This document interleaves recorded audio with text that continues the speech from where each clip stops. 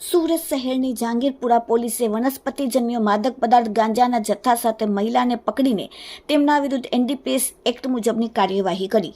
Surat police કમિશનરના આદેશથી no drugs in Surat city અભિયાન અંતર્ગત ચોરી છુપીથી નાર્કોટિક્સ ડ્રગ્સ લાવી સુરત શહેરમાં વેચાણ કરતા નાનામાં નાના પેડલરો વિરુદ્ધ કડક કાર્યવાહી કરવા માટે સૂચના આપતા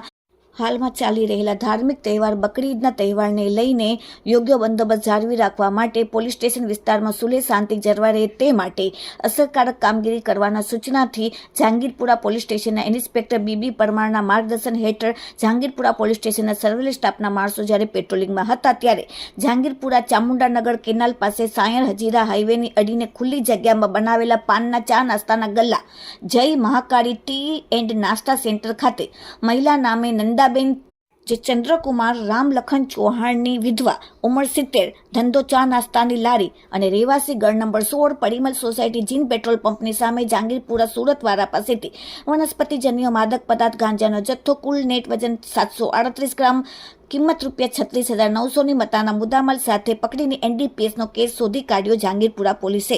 bureau report, daily India TV, Surat.